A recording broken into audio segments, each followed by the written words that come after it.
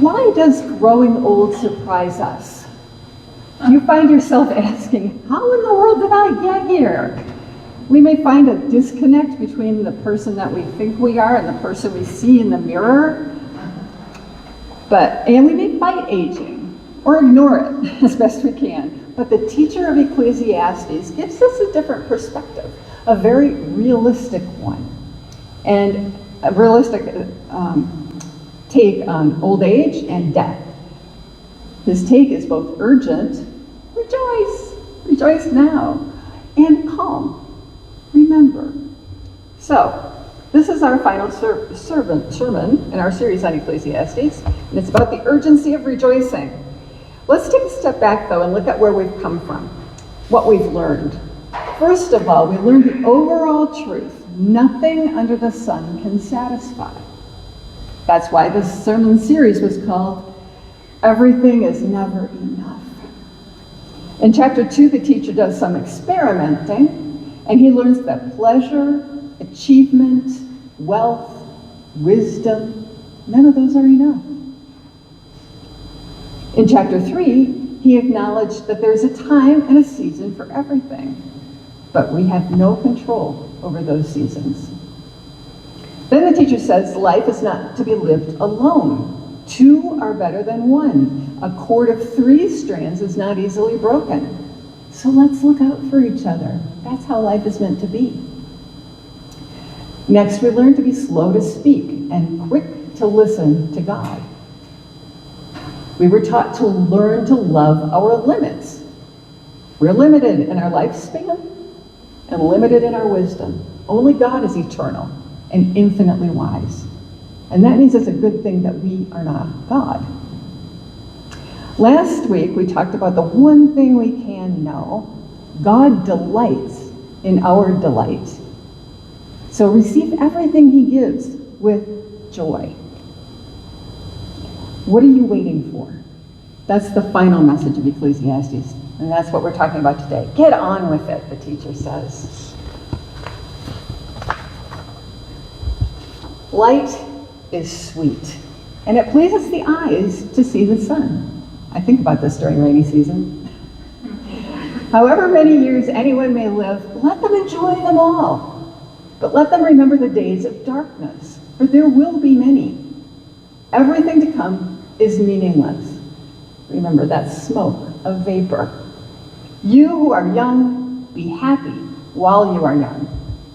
And let your heart give you joy in the days of your youth. Follow the ways of your heart, and whatever your eyes see. But know that for all these things, God will bring you into judgment. So then, banish anxiety from your heart. Cast off the troubles of your body, for youth and vigor are meaningless. The vapor, quick to leave. Here's last week's encouragement to joy. We heard, however many years anyone may live, let them enjoy them all. And this is another poem that I just read. It's another poem like there is a season and a time for every purpose under heaven. This part talks about the season of youth. Next he'll talk about the season of old age in the next chapter that we're going to look at. But let me point out that, we should all know this, youth is relative. We are still able to rejoice. So, where there's life, there's hope for enjoyment. Remember last week also, he said, better a live dog than a dead lion. The teacher isn't saying, don't forget, you're going to be old someday. No, he's saying, make the most of every day you have. Enjoy it all. God commands joy and happiness and delight. They're not optional extras for the Christian believer living in the prime of life as we all are. Enjoyment is a command, and to break God's commands is always to trample his law and to invite his judgment. Does this sound right? God is really that invested in your happiness? Yeah, he is. He says, follow the ways of your heart, whatever your eyes see. But know that for all these things, God will bring you into judgment. Wait, that doesn't sound good. What the large print giveth, the small print taketh away. No, I don't think that's what he's saying. He's not saying have fun, but be careful.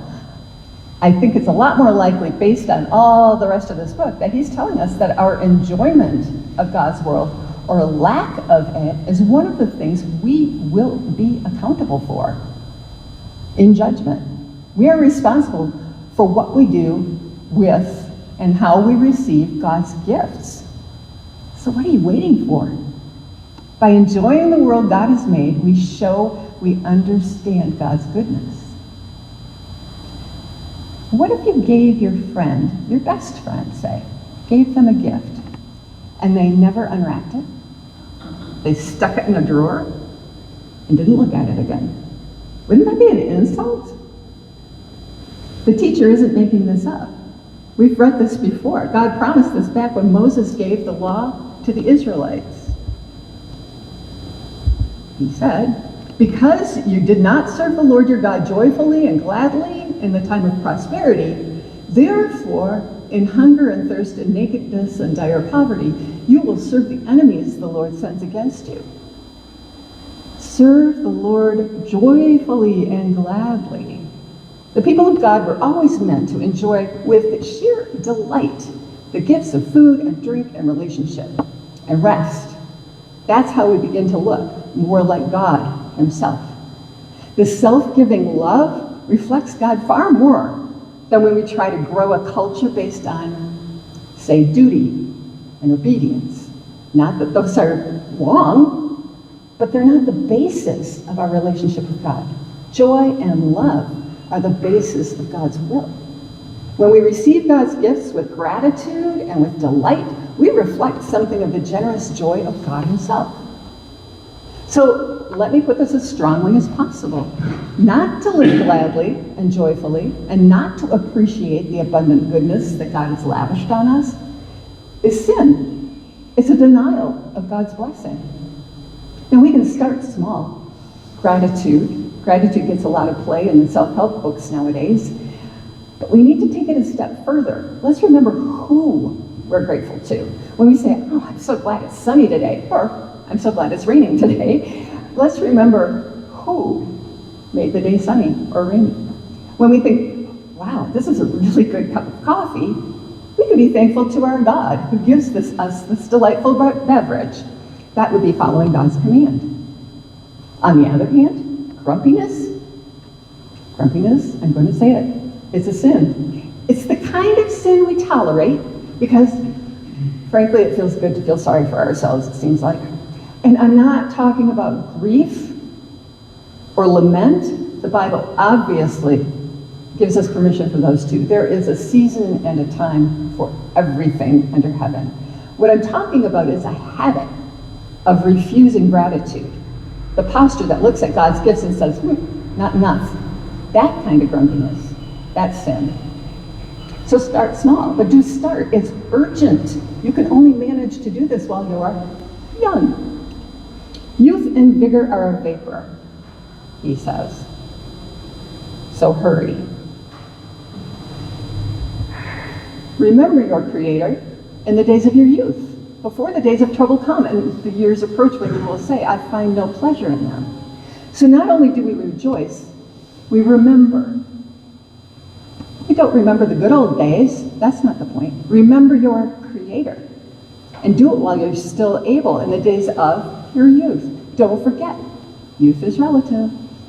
The teacher wants those of us who are young enough to hear him to understand that the doctrine of creation is the basis of a life well lived, creation. It reminds us of truths about God and about ourselves, which can have a huge impact on how we live in the world.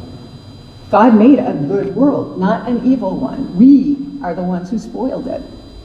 As the teacher said in the previous verse, so then banish anxiety from your heart and cast off the troubles of your body, for youth and vigor are vapor, smoke.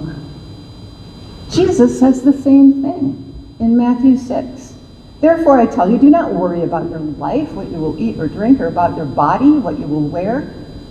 Is not life more than food and the body more than clothes? Can any one of you, by worrying, add a single hour to your life?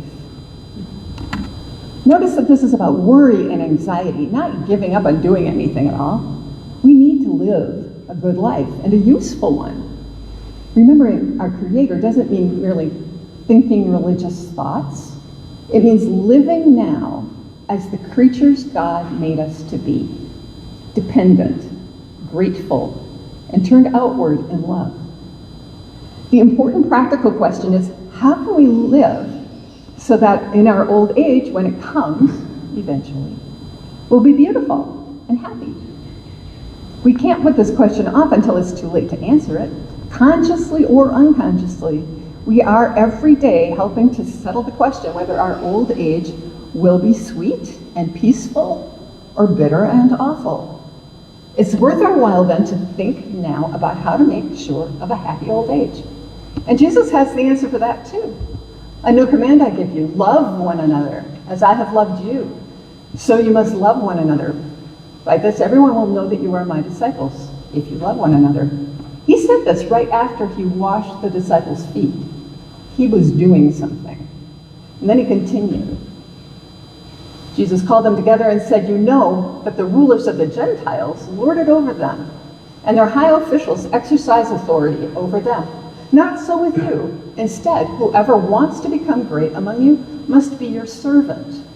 And whoever wants to be first must be your slave, just as the Son of Man did not come to be served, but to serve and to give his life as a ransom for many. If you are a servant, you will be able to look back on your life with satisfaction, and you will be great in the kingdom of heaven. Back to Ecclesiastes. I already read this verse, but I'm going to go on.